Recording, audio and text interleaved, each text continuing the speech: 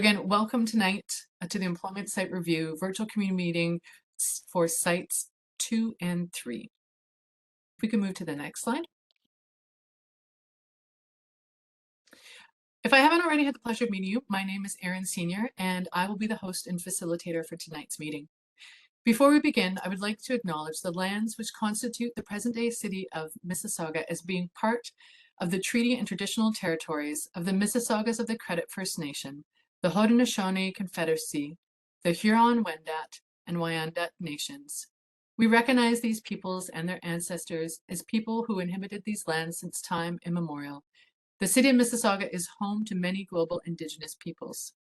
And as a municipality, the City of Mississauga is actively working towards reconciliation by confronting our past and our present, providing space for Indigenous peoples within their territory to recognize and uphold their treaty rights and to support Indigenous peoples. We formally recognize the Anishinaabe origins of our name and continue to make Mississauga a safe space for all Indigenous peoples. Next slide. So, why are we here tonight? Tonight is the first community meeting to introduce you to the city's employment site review process. And we are here to have a conversation on the future of sites 2 and 3 of Smart Centres sites that are being considered for change.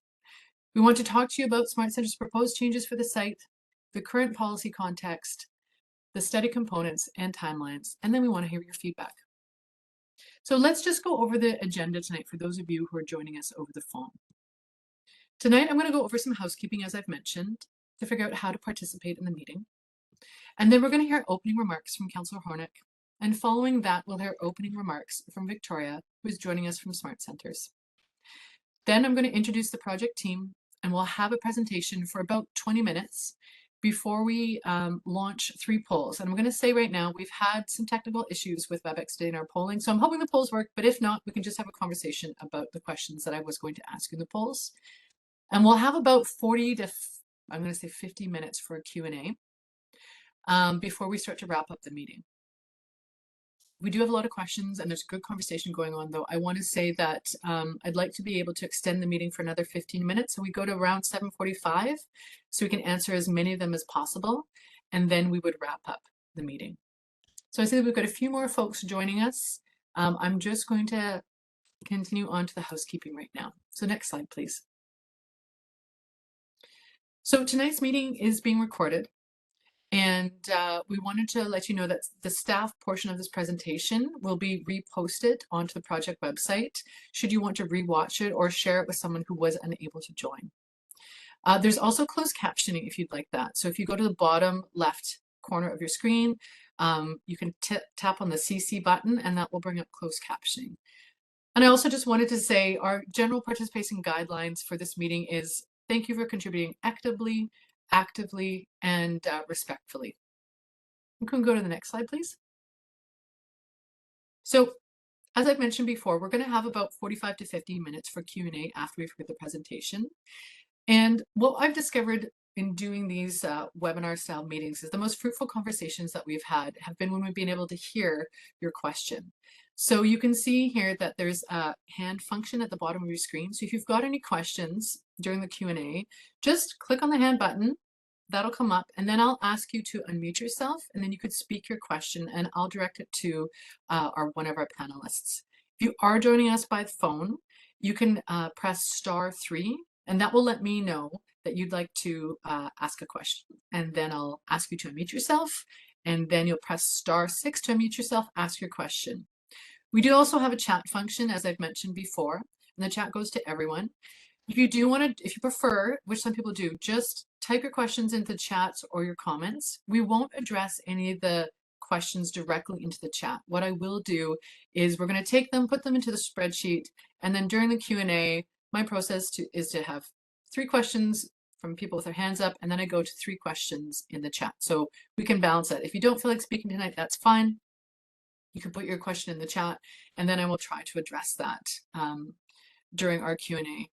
So as I mentioned before, it's really important to me tonight that we have like an equitable conversation, that we use civil dialogue, that we're respectful to one another, and that we try and get as many questions answered as we can If for whatever reason we're unable to answer your questions, if we run out of time tonight, I do ask that you follow up with the project lead and they will answer your question personally. So we'll put their contact information into the chat as well at near the end of the meeting so that you've got that. And then you can follow up with any additional questions that you might have. In addition to that, we do have their information on the project website. So for whatever reason, if you think of another question, you can always go to the project website, post that question there, and the project lead will answer it. So we can go to the next question, or next slide, please. As we know, technology, sometimes it fails us. So if you have any technical issues, we do have staff on board to help you. If your WebEx cuts out halfway through, I would suggest you take down this number right now, which is Amina's number, and it's 905-615-3200, extension 4473. And you can give her a call and she can help troubleshoot that issue, or you can email her at amina.can@mississauga.ca. And again, for those of you joining us over the phone, it's AMEENA.KHAN@mississauga.ca. And again, she'll help you to your best of her abilities. And we'll just add that to the chat as well right now. Maybe we can go to the next slide. So we've sort of started this process already, but I just wanted to give an opportunity to those who have just joined us. If you'd like to, in the chat function, you can just introduce yourself. You can say, I'm a resident, I'm a landowner, I'm a business owner, and just let us know who's going to be joining the meeting tonight. So just while I continue through this, feel free to just add in the chat who you are, and we're happy to have you here at the meeting tonight.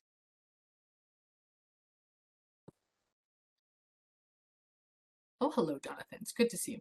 So folks, with that, I'm going to turn the presentation over now to the counselor for his opening remarks.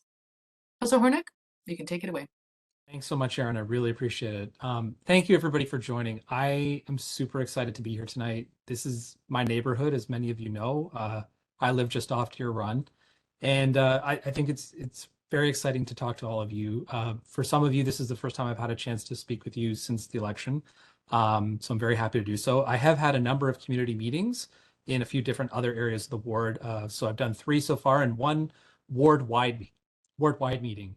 So one of the challenges of being the new guy is it's sometimes hard to get the word out there that when I'm having these meetings. And so I'd encourage all of you to either look up my website at on mississauga.ca or go to joehornick.com/newsletter and sign up for the newsletter so I can let you know what's happening in the ward. Because as I say, I'm having community meetings on a number of occasions on different topics.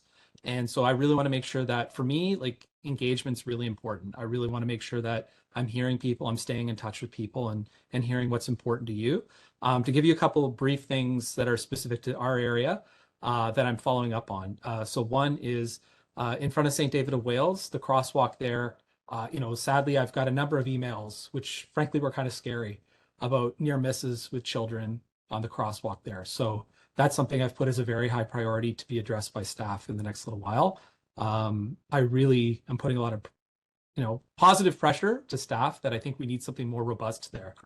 Because I really worry. The crossing guard is great when she's there, but she's not always there. And there's a park across from the school, and it's a 4-lane road. And I know that sometimes people get going a little quicker than they should, especially when they're on the way to the GO station. So that's one issue. Second issue, Deer Run Park, where the forested area is. I know for many of you who love to go walking, you'll know that this time of year it's wet and some of those areas get very soggy and muddy. So I've asked staff to look at, some bit of re-leveling on the trails there, because I think, I want to be able to use the park that we have, because we do have such great parks in our area. And 3, talking about a residents association. Again, me going back to engagement and wanting to make sure I'm hearing from people. On my ward-wide meeting, we did have a couple of people step up and say they're interested in having a residents association for our neighborhood, and I am super excited about that. Since I've become counselor, we did start one new residents association just up Credit View near Drury Road in Carolyn. Sadly, we've had to start that one because there was a number of home break-ins in the area, and so it's a security concern, and the neighbors have banded together and they're trying to do positive changes for the area, starting a neighborhood watch, starting a residents association so they can better get to know their neighbors and better, do what they can do to get together and control these kinds of things in their own neighborhood. So I'm excited about that neighbor to neighborhood contact, and making sure that people have that ability to champion what's important in their neighborhood, whether it's on security issues, what's happening in the park, what's happening on the roads. Like for me, I will need to make sure that I'm hearing your voices. And in a lot of cases, the city is very driven. It's a complaint driven way of things, right? If we hear loud noises, the city responds.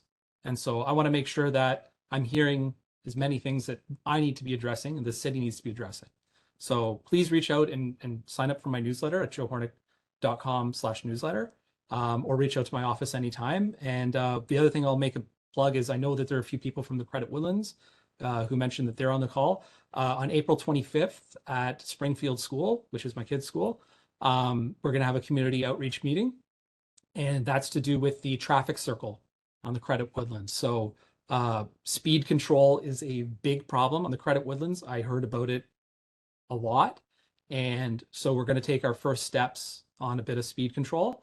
I think it's a really innovative project. I think it'll also unlock the center island in a way that this community will be able to use it for the first time ever, because right now it's not accessible in a safe way. So I'm excited about this project. I've got a lot more to tell you about it. If you're interested, coming out on April 25th, Springfield School, and certainly get in contact with my office or sign up for the newsletter if you'd like some more details on that. And thank you for being here. And I'm going to mostly be quiet this time because this is my time to listen to what you want to do on these sites. These are near and dear to our neighborhood. I mean, many of you will go to Tim Hortons for coffee. You'll go to the bike shop to get your bikes looked at. There's lots of fantastic restaurants. We need to think about what do we want our neighborhood to look like in the future, right? And it's also right next to the GO station. This is the kind of place where people will want to live.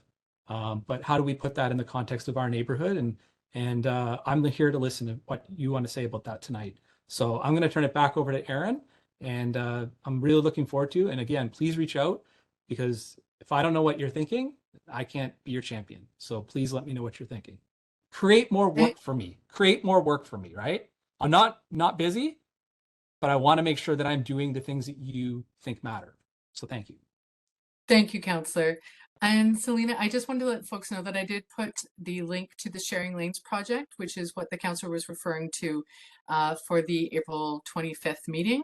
Again, lots of information is on there. There's also a survey you can take. There's some comments you can make. And Selena, again, to your comment with the bike lanes, there's an opportunity to discuss that there. So, Councillor, thank you for your warm and welcoming remarks. I just wanted to turn it over to the next slide. We're going to have Victoria from Smart Centres have her opening remarks before I give the introduction of our presenters tonight, and then we'll get into the meeting. So go ahead, Victoria. Thanks, Erin, and thank you, Councillor Hornick, for joining us tonight. And thanks to all of you for coming out to kick off this study. As Erin mentioned, my name is Victoria McCrum. I'm a development manager with Smart Centres. I'm joined here tonight by our planning consultants at Urban Strategies. We have Christine and Lena with us. So we're here tonight to ask everyone to think about the future of these two sites along Burnhamthorpe and how they can better serve the community. I want to highlight that tonight we're not here with development proposals. We're here to start a conversation with the community, with the city, and with the region. We want to hear from you, our neighbors, on how we can grow over the next 10, 15, 20 years. So the two properties we're talking about today are located along Burnhamthorpe, between Credit View and Mavis Road.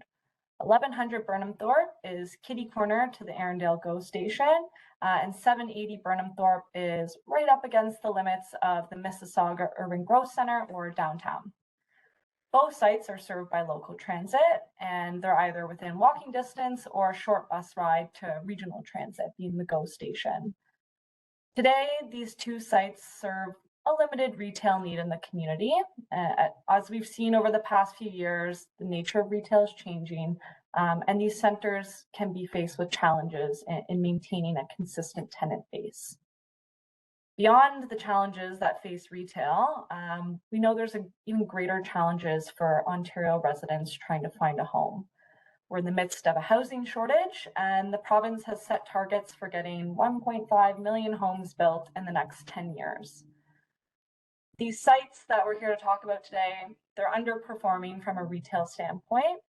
They represent an underutilization of land given their relationship to strategic growth areas like the GO station and like downtown. And they're areas where new housing is being directed by the province. In short, we don't think they're living up to their full potential or the highest and best use. For all these reasons, we've submitted these requests for conversion of the lands from employment to community uses. As Christian will elaborate in his presentation, it's not a privately initiated application. It's a reaction to the city and the region's official plan review. It's the only time that we as an owner can make this kind of request, and it only comes around every 5 or 10 years. So in order to plan for the future, we really need to start today. So both of these sites are designated employment areas, but for those of you who've been to the site know, it's not your typical employment site.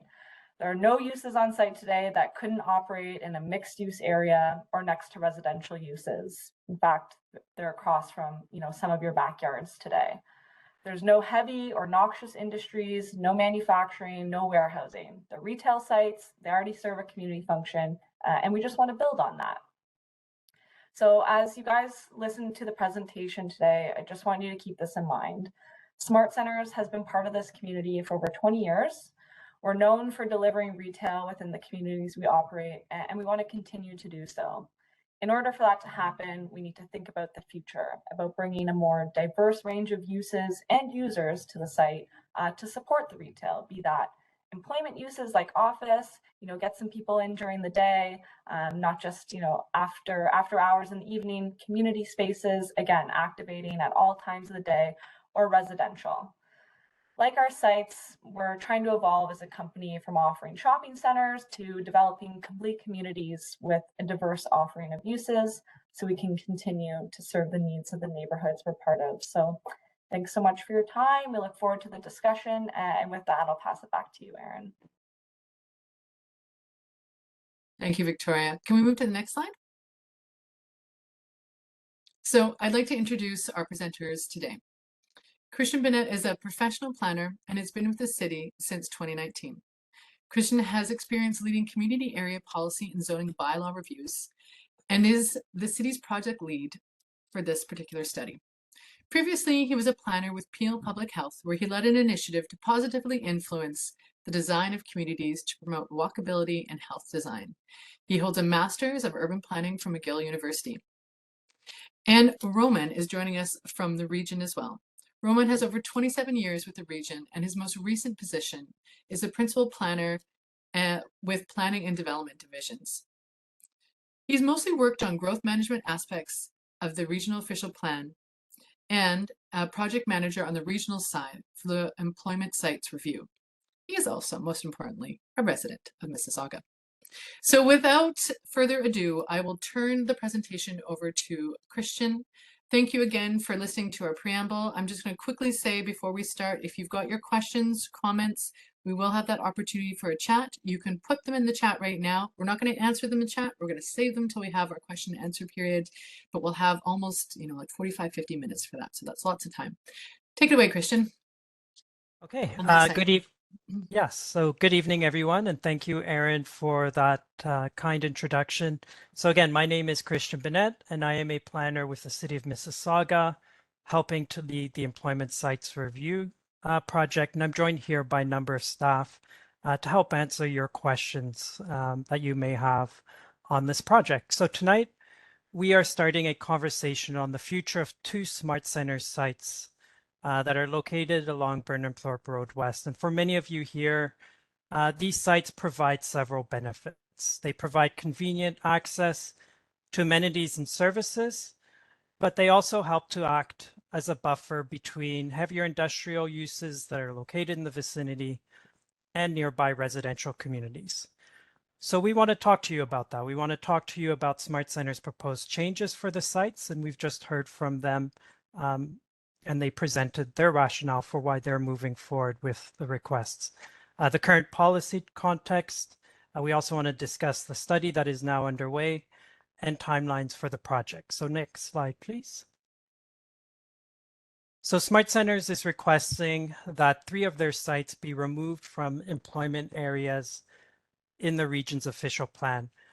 Now, for the non-planners in the room, an official plan is essentially a document that guides growth over a longer term horizon and really guides a municipality's planning decisions. We call removing a site from an employment area an employment conversion, and you'll hear me use this term several times tonight.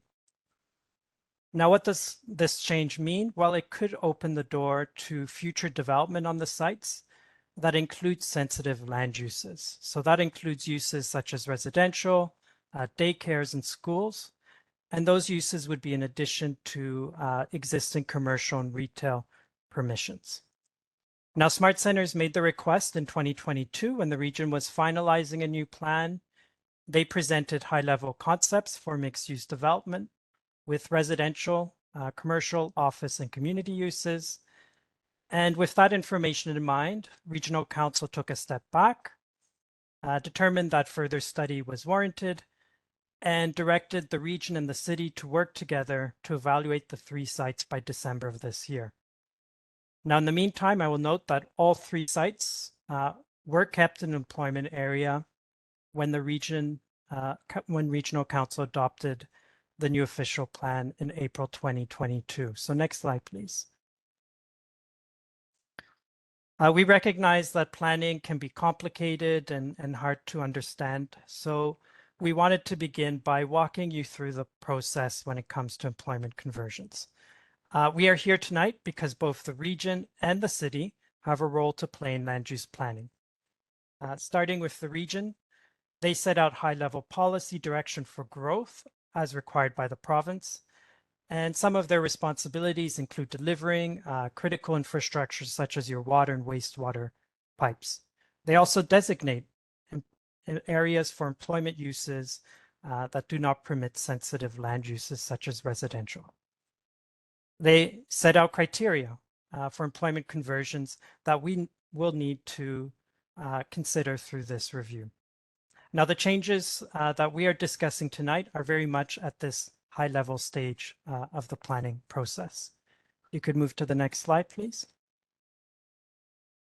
The next stage is with the City of Mississauga. So the city takes the region's policies, translates it into more detailed direction for development, and provides land use policies to guide how land may be used. So it is at the city level that we get a sense of the exact mix of land uses that are permitted on the site. And you can see that when you compare this map to the previous map, where you have a more granular level of detail, more color, that represents really the land use designation permissions on a property by property basis. Now, the city also provides infrastructure and services, including, for example, your local roads and MyWay bus service. And both the region and the city have their own planning documents called official plans that contain policies based on these roles and responsibilities. Finally, property owners can make requests to change an official plan, which are then evaluated by the region and the city and decided upon by their respective councils. At the end of the day, it is the property owner who is responsible for developing and building on their property based on the policies of the region and the City of Mississauga. So next slide, please. For those who are less familiar with the area, I'll just provide a brief context at this point. Both sites are located within the Mavis-Erindale Employment Area. They comprise approximately 4.5 hectares.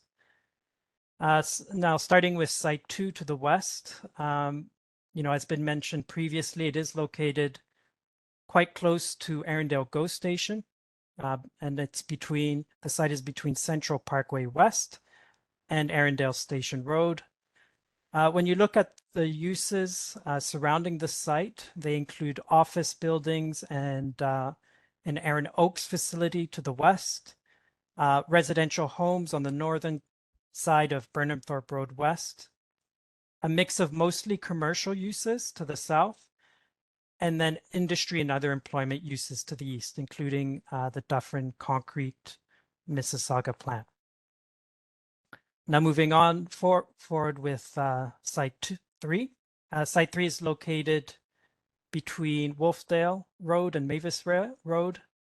It has commercial uses to the immediate west, residential homes to the north, and industry and manufacturing uses to the south and east. And these include Fielding Chemical, Nye Manufacturing, and Innicon, a concrete plant, among others. If you could move to the next slide. As for the types of land uses on the site, they mostly contain commercial uses and some secondary office type uses. So these include a mix of restaurants, a driving school, gyms, computer stores, health facilities, even a private school, and more. However, the sites themselves do not contain heavy industry and manufacturing uses. Next slide, please. Now, why do we have employment areas? Well, the city's employment areas provide land for diverse employment uses that are needed to meet current and future needs. They do not permit uses that are considered sensitive, such as residential and schools, and instead they typically have what we call heavier employment uses, such as a manufacturing plant or warehouse. Now, on the other hand, we have non-employment areas that the region calls community areas. The potential list of land uses in community areas is different. They can include those sensitive land uses that are not permitted in employment areas. They can also include lighter employment uses, commercial and retail uses, and those uses can be mixed as part of a mixed-use development.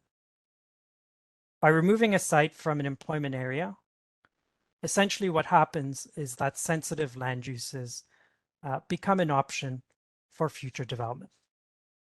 We are assessing tonight whether sites 2 and 3 are more appropriately located in a community area. Of course, it's currently an employment area, but it does contain uses, as Victoria mentioned, that could be integrated as part of a future mixed-use development. Next slide, please. As Mississauga grows, there may be sites that can be better utilized with other land uses than they were originally intended. As I mentioned earlier, there are policy documents that set out how to consider changes to land use. Through this review, we need to address criteria that have been established by policies in the plans of the province, the region, and the City of Mississauga. We can express many of these criteria as questions. I find it's helpful to better understand them. So for example, what are the potential impacts to surrounding industries and manufacturers if residential uses are introduced closer to their properties? What is the current situation with these sites? Do they have a high vacancy rate? And do they have uses that are important for surrounding businesses in the community? Is there a need for the conversion, or should the site continue with a broader range of employment uses? And what are the overall impacts of introducing new uses on infrastructure and services in the area, such as roads, schools, and parks? At the end of the day, we want to better understand whether this site is appropriate for a broader mix of uses than currently exist, which could include residential and other sensitive land uses. Next slide, please. Now, in order to undertake this assessment, we are launching a study with 4 key components that will be undertaken over the next few months. They include a land use and compatibility component, an economic analysis, an infrastructure analysis, and a public engagement component. So I'll now describe each of these 4 components over the next few slides. If you can move forward, please. So starting with land use, we see essentially 2 main aspects to this component. Firstly, we will consider the need for more housing. The province has, of course, released housing targets for the City of Mississauga and across the province. We'll also consider the potential for a different mix of uses on the site that may include residential. Secondly, we have retained a consultant to complete a compatibility study for the area. And the purpose of this study is to better understand not only the potential impacts on future residential, but the potential impacts to nearby businesses if sensitive land uses are permitted on the two sites. Now, the province has minimum separation distance guidelines that apply between employment uses and residential uses to avoid or mitigate impacts as much as possible. And allowing residential here may impact the future operations of those businesses if they now fall within that minimum range. So we need to consider and address this issue. In particular, we will consider air, noise, odor, and vibration impacts from those businesses as part of this study. Next slide, please. Moving forward with the economic analysis, it will consider the role that the site plays for surrounding businesses as a place for them to shop.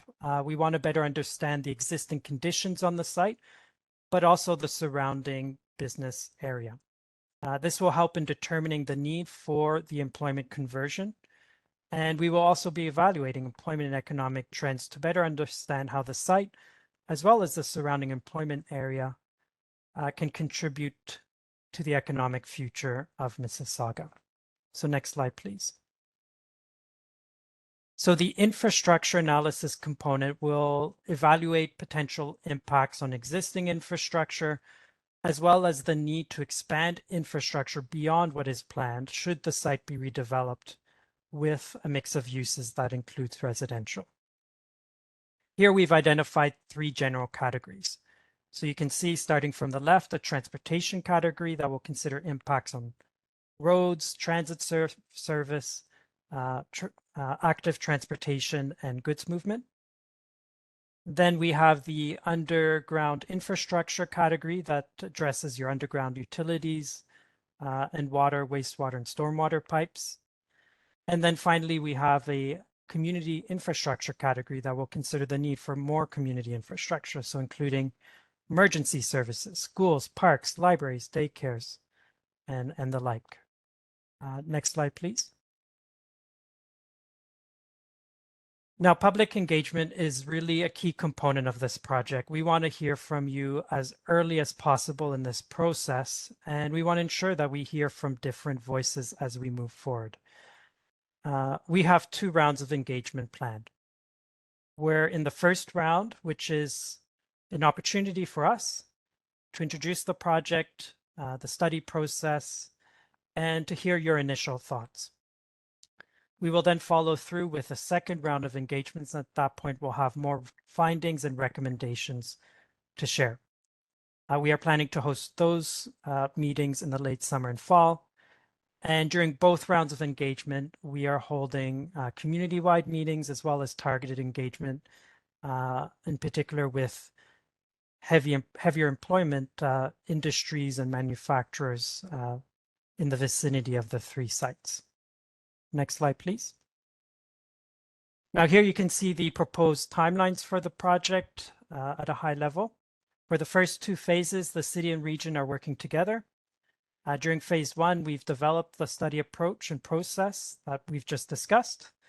We are also beginning engagement. And again, the idea is to have your input as early as possible. With phase 2, we will continue with in-depth evaluation of each of the 3 sites based on the 4 study components. The results of that work will then be synthesized and presented to the community when we have our second round of engagement, along with recommendations on next steps. For phase 3, further refinement of those recommendations may occur based on the comments and feedback we receive. We will then present our recommendations to Mississauga Planning and Development Committee for consideration by councillors before forwarding them to the region. And then this brings us to the final phase of this review. So regional staff will present their recommendations on next steps to regional council, and it is regional council which will then decide whether to move forward with changes to their official plan that would remove 1 or 3 of the sites from the region's employment area, and thus permitting sensitive land uses such as residential. Now, last week, the province released changes to how employment conversions are evaluated. We are still reviewing those changes. They were released late Thursday. And we need a bit more time to better understand the implications. But if passed, our initial reading suggests they may result in modifications to this process, particularly at the latter phases. So next slide, please. Okay, again, we want to hear from you. We're at the beginning stages of this project. We've set out a study process and approach and timelines, and we want to hear your comments on that as well. So I will turn it over to Aaron, who will help lead a facilitated discussion. It's been a great meeting. I really do appreciate, as Aaron just said, everybody's comments are really thoughtful. I also think, this is a lot probably to take in. And so, you're going to walk away, you're going to drive past it tomorrow, and you're going to have some other thought that pops into your head. So as Aaron says, reach out to the community team, reach out to Victoria at Smart Center, reach out to myself, keep letting us know what you're thinking about. These things will pop into your head at random times. And this is, it is a bit of a longer process, as we've said, right, to go through this. And anyways, I just want to again thank Victoria for her time, and Christian, Aaron, Roman, thank you so much for the staff side. I think we did have a productive conversation. And again, this is our first conversation. We'll have one again in a few months, as Aaron described. And what does our community want to look like, and what can we build? So Thank you very again, much. everyone, and thank you, Counselor. Yeah, so again, to reiterate that, this is just the first conversation. We will have another one. And again, please send us your questions, your comments. You can call Christian, you can call the counselor. This is the start of the process, and that means that we're open for dialogue. We're open to hear your feedback, and we want to make sure that you feel like you've got what you need to help us contribute to this, the broader planning for this area. So with that, I'm going to bid everyone a good night. I hope you have a wonderful weekend. I hear we've got nothing but hot weather coming up, so I hope that is great for everybody on the call. I'm looking forward to talking with you again, and I hope you all have a wonderful evening.